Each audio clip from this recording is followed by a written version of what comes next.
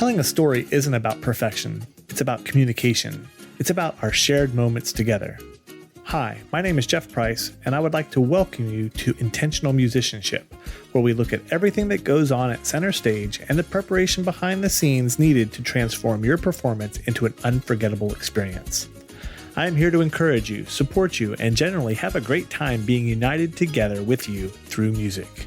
After a wonderful performing career as a storytelling musician around the globe, my joy is found in empowering musicians to find the freedom to go beyond the music stand and the fourth wall of the concert stage to better engage with their audience members. This podcast isn't a classroom, it's a brainstorming session, and it is meant for musical performers of all ages. Together, we'll explore performance practice, stagecraft, the nuances of storytelling, and the strategies for genuine audience engagement. We're here to discover what truly makes a live performance resonate.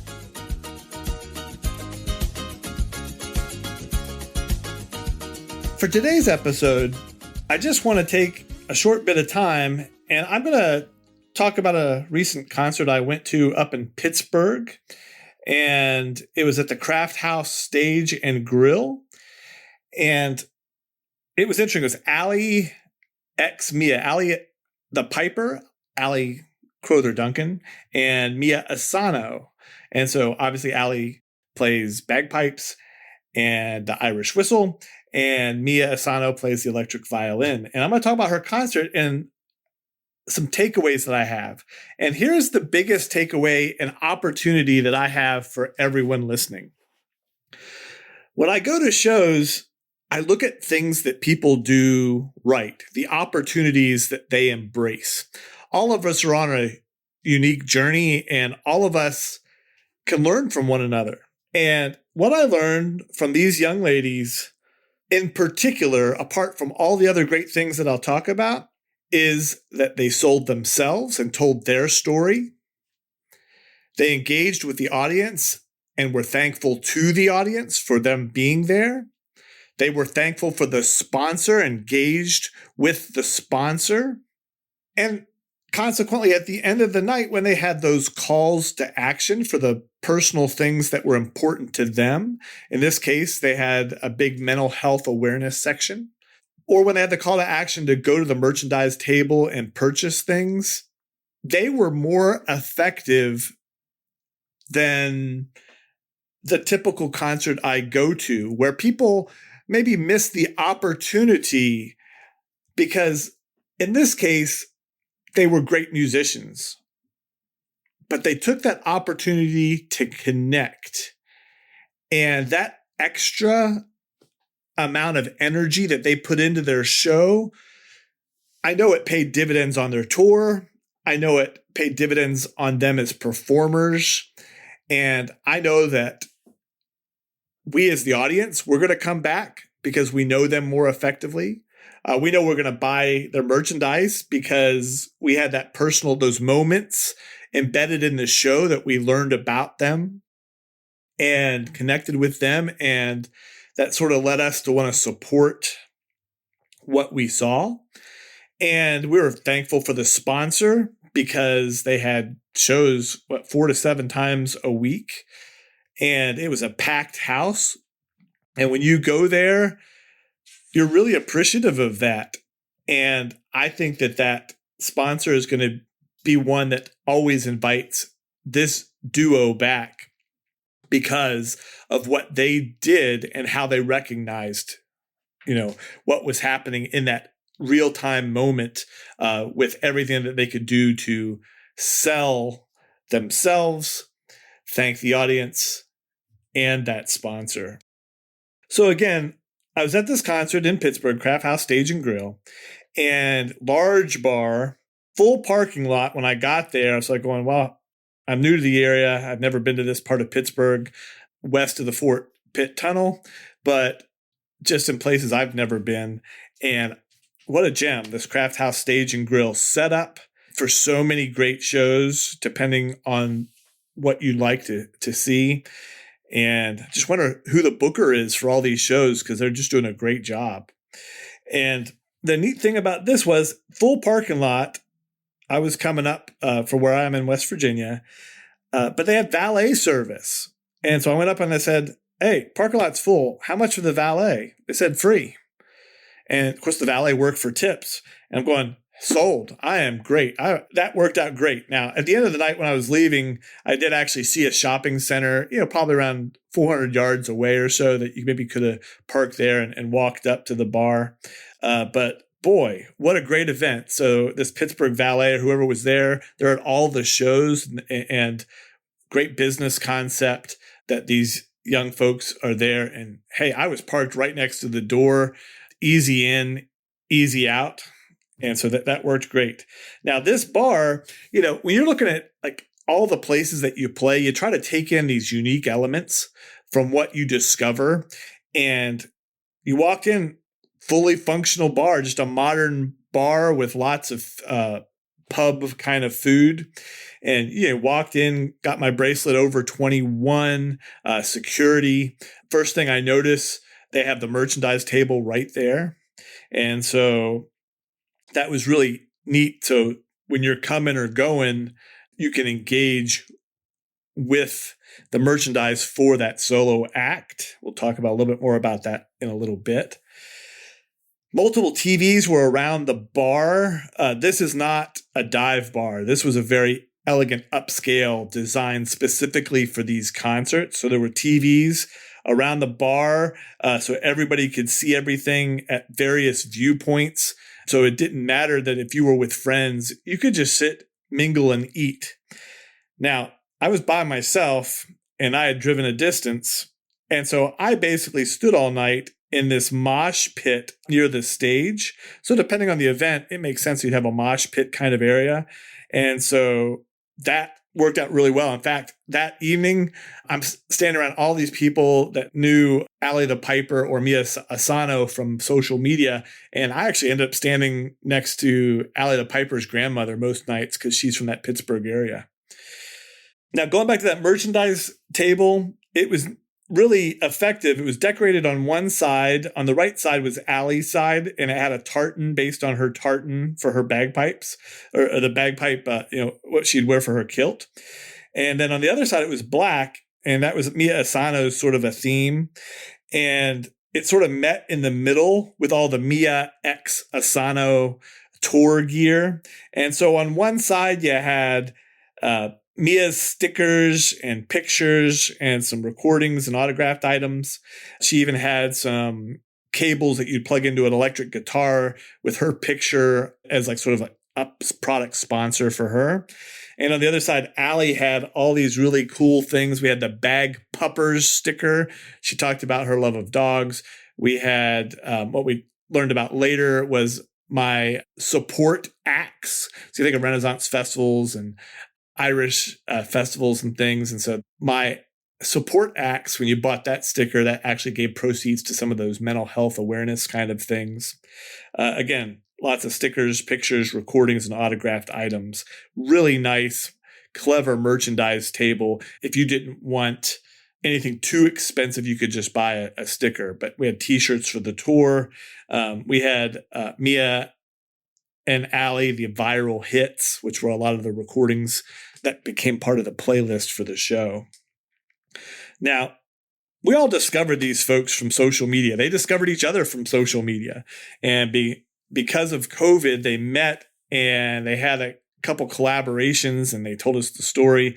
And so we had a diverse crowd with lots of fans in this bar. And so we had people, young children, 8 and up to elderly attendees. I had 70 and 80-year-olds. Like I said, I'm not young by any means.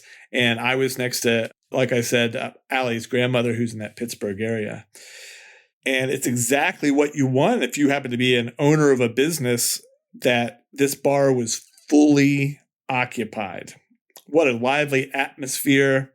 A great presence. They had a VIP area. You could buy tickets. I was looking into, but I knew with my travel, it wouldn't make sense that these people met with Mia and Ally before the show, and they were closest up to the stage where they could sit and eat and see everything without standing in that particular mosh pit.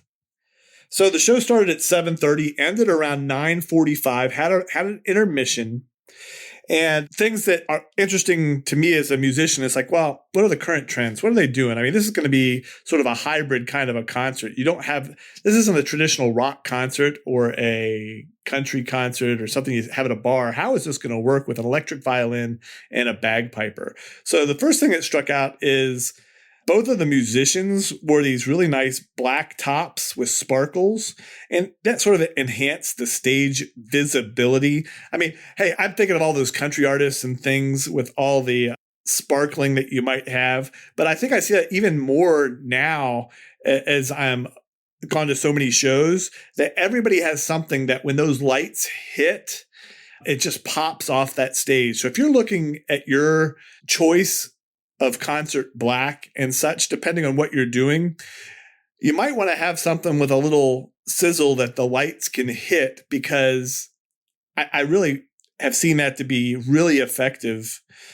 Now, they used a lot of wireless gear. So we had the electric violin, and the bagpipes also had some stuff that could be linked into the sound system. And of course, you could hear the bagpipes anyway, but it was linked in so that they could make sure that there was a balance in the feed. And Ally particularly had a box of a couple chanters, I guess maybe so she could change reeds so it wouldn't be the same reed. And then she had some Irish whistles and things like that. Now, they also had a drummer and guitarist, and Mia, turns out, was from that Berklee College of Music kind of education background. She might have just graduated or was about to graduate, and these other guys were there too. The show was focused on their viral hits from their album, Cliffs of Dover, The Devil Went Down to Georgia, Freebird, Through the Fire and the Flames, just a lot of really good things. And so the set list, I took a picture of it because I loved what they did. And this is a key tip that everybody can have. And I know many of you that got hired for gigs, they'll oftentimes give you the set list. But I like this because not only did we have the tunes, around 22 pieces, it really listed where and what happened during the segues and the transitions. So, for example, hey, play the first piece, no break, right into the second piece, then into the introduction. Hey, third piece, make sure to say this, this, and this as you continued on. So we had the Game of Thrones and Pirates of the Caribbean, a mashup, Power Ranger themes. Everybody took turns. Either it was a solo or a duo. So it made it for a nice thing because sometimes Mia could take a song off. Sometimes Ally could take a song off. It's a lot of interaction between musicians. And this really is something that as you go to school, it's really important to maybe understand what you can do for the choreography of your horn. I mean, you got Drum Corps International and lots of marching that you might have learned some things. And just because you're playing classical music or other music, if it has a way that you can dance to it, and most music is based on some sort of dance, and it has a groove, you're allowed to move on stage. And so they really highlighted a lot of choreography. There was a lot of interaction between the two of them. You can imagine something like The Devil Went Down to Georgia where they're playing off of one another. Well, they did that in all the songs with knowing winks and nods and encouragement. And that kind of communication on stage led to communication with us as the audience. It brought us into the act because it was a true show. Now, when I'm describing the stage, I liked how they used this very small stage. So we had lights that were set up, and I hope that was the Crafthouse, because I don't know about you as a live musician, there's nothing worse than setting up lights for me. I just had too many traumatic moments in the past tearing those things down and putting them up. But the drummer, downstage center, up on a riser.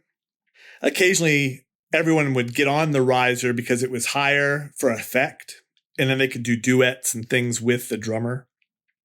But it was a nice having that high point right there. Most of the time, the guitarist, again, also wireless, was usually on center left. Usually Ally was upstage left, Mia was upstage right. They could move and groove around. They weren't limited to one position because of the wireless. Sometimes if Ally was playing a solo, then Mia would walk upstage and right out of view just to give that focus back to Ally. And the same thing would happen if Mia came up and she was like downstage center, then Ally might go out of the picture a little bit. So again, I just really appreciated how the choreography and the interaction was done. And it was just that they had practiced and rehearsed some things. And there was a lot of interaction with one another with that smiling and engaging. And you're going, hey, how did Ally smile? Because she's playing bagpipes. Well, when you blow into the chanter and you get the bag filled, there are times that you can release the chanter and you can wink, nod, smile to the audience. And she was really effective at doing that. And I can even see on some viral posts that I've seen, people go, well, you can't play a set of bagpipes there. Well, no one from playing bagpipes. It's not something I would do, but she's taken the opportunity to find ways to interact with the audience in an effective way. And she was just great. And as I mentioned from some of the songs, their song selection were things that we knew from video games and TV shows and heavy metal bands and country, things that were big. And they still had times for originals that they would play too. And so it was a really nice mix. Now, as they talked and as they spoke, we really got to know them. And I talked about that merchandise table.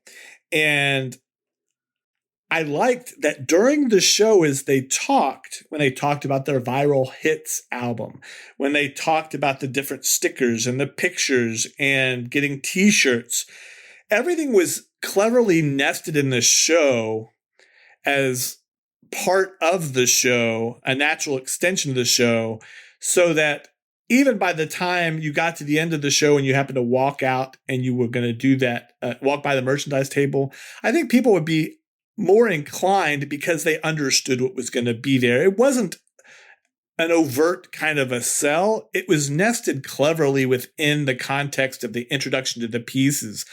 For example, Ally the Piper, that bagpuppers, everybody likes dogs. And so having your bagpipers, it's going to be a clever buy. And the same thing when they were talking about mental health and things that happened during COVID, and Mia told us a story of some of her friends that had gone through some difficult times. And they talked about how some proceeds would go to support mental health. We had that, "This is my emotional support act" sticker and things like that.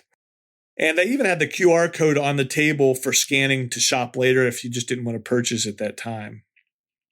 And so some takeaways with that was you're selling yourself during the show in addition to just playing.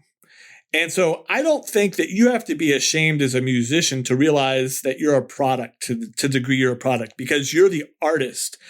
And it doesn't matter if you're in high school or if you're in college, you're a middle school band director, a college band director, a high school band director. You're still producing a product, and you need to introduce people to you and your group and what you're doing and what's important, what things are coming up. That was always highlighted with Mia and Ally. They always integrated who they were into the storylines of the pieces. And they were always very thankful of the audience. Sometimes an opportunity missed is that you don't nest your thanks and appreciation for the audience being there. And it's not that you just say thank you to the audience. It's that you have them participate and you acknowledge them when you're performing. And those are opportunities that you could tell that even in their youth, they're very experienced performers. And they took that opportunity and they were just exceptional. And then with that, they also mentioned those sponsors, the people that brought them there on this tour. And they made sure that we knew who brought them there and why they were important and how grateful they were, and to support them too. I mean, we had a full bar that was selling drinks and food. And for those 2 hours and beyond, that bar was very appreciative of that link. And it almost, you're at a concert and you're not sure what to do with some of the things they're saying. No, go support our sponsor. They're amazing. And so as you do this and you look at the things that you can do at your normal concert for a concert recital that you might have at a college, you can engage your crowd. You can thank the people that brought you there, the teachers that made this possible. People want to know who you are. You want to take them also to your social media to have them sign up. But you also want to go to the social media for the place that you are because, hey, it might be your senior recital. This might be a normal thing for your board of education. But you want to get people linked in to support, to understand that sort of ecosystem that you're involved with so that we have that seamless integration. And again, this is easily done with personal stories and connections to the pieces. And it really does make a big difference because at the end of the show, I felt like just an old uncle for the two of them. And if they ever called me on the phone, I don't know any of them, or I know I would be able to support them because I know who they were and they were willing to share. Sometimes we miss opportunities because, if we're taking like an individual assessment of who we are, we might realize that we might be a little bit more introverted than the next musician. And I'm not telling you to change to be an extreme extrovert like me, but there are opportunities and ways that you can program things into the show and how you acknowledge the applause and the sponsors and create programs. And even still, if you can't do it, you might have a guest that might be a guest narrator that sort of helps that, or you bring a friend up and they help do the parts that you can't do it because, as I like to say, you don't have to do it alone. So if you don't have that one particular strength, hey, a perfect thing. If you look at like professional wrestling, you might have all these people that take bumps and can act the part and do that wrestling side, but they can't get in front of the mic and sell themselves and the product and the company. And so what they traditionally did is they always put them with a manager. And in this case, it was a manager that would voice the things that these other people that might be a little bit more stiff on the microphone would be. And so Mia and Ally had no problem being the voice. But if you weren't as comfortable, you could get someone else to help you engage that show. You even think about it when you think of bands like Van Halen and you're looking for that perfect front person. A lot of musicians are just really glad just to get on stage and play. And that takes a lot of energy from them because they're sharing and you're sharing your art, and it's a wonderful gift. And we're all very thankful. But a lot of bands, they're looking for that person that can front them because of this exact same reason. And so as you evaluate your show and you look for opportunities, it doesn't matter if you're a high school band director or a college band director, like I'm saying, in every genre, these are opportunities that you can take and nest within your show. Other things, I just think that stood out was just how vulnerable they were to make those moments within the show and tell personal stories to engage the bond. It's one of those things, you became a performer and you're out there in front of people. So it's one of the things that you could embrace. I remember a particular group, they only got together and did recordings. Well, in that case, you're not going to have to sell yourself in exactly the same way. But if you're in live performance, you're going to have to engage with that audience. And so that opportunity and how you do that, what a great big deal. I really liked how they engaged with their stagecraft. I was talking about the sparkly outfits. I liked the lighting that they had that enhanced the mood. I was trying to see who was full-time. They said they only thanked those couple people at the end. I think some of those sound folks might have been with the Crafthouse, but I thought someone up in the loft was one of their people as well. And I like how they knew what was going to happen on the show, and they could put a spotlight on a particular section. And I liked how they effectively moved on the stage. And we'll have another episode on that sometime, but a great idea that I'll bring up more is just having a scatter plot where as you're storyboarding the show, you can see how you're using a stage during each piece. All you have to do is put an X on this stage on a piece of paper to see how you do it. It's almost like what they do for basketball shots. And at the end of the night, you can see where you shoot from, so to speak. And I thought Mia and Ally were very effective at using the stage and playing at different points, giving the audience members different points of view. And I just really appreciated that. I like that they also encourage people to engage and respond and to cheer, and that little healthy competition from the left side of the crowd to the right side of the crowd, for example. And they had that connective ability to communicate with us. And when they highlighted their important causes to them and what was important, they just had a special part of the show and a special intimate moment where they performed a piece of music, and that you go back to the stage and part of the sales for that particular item would be able to support those things. So in closing, when you're looking at opportunities and you're trying to figure out what you can do, it's always great to go to shows. And I just like to encourage you that when you go to your shows, think about people or how they're communicating on stage and what efforts that they're going to connect. If you just stay at center stage and perform, we as the audience are going to be always very, very thankful for your gift and what you've shared.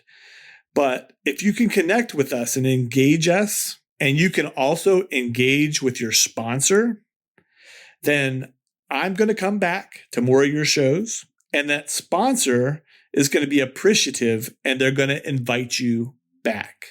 Now, if you like some of the concepts and ideas that we talked about today, I would love for you to reach out and talk to us here at Intentional Musicianship. I have the link in our show notes, but it's just intentionalmusicianship.com. I'd love to hear your feedback on some of the ideas that we presented today and get to know your specific needs better. Each of you are personally welcome to schedule a free meet and greet Zoom call. Don't worry, this isn't a hard sell or anything. It's just a way that we can start to build a relationship together. That's it for today's episode. We hope that some of the topics and issues addressed today will be useful to you as you move forward in your musical journey. I want to take this opportunity to say thank you for joining us today. We know your time is precious, and we really appreciate that you have taken the time to listen to us today. Consequently, we'd like to hear from each and every one of you.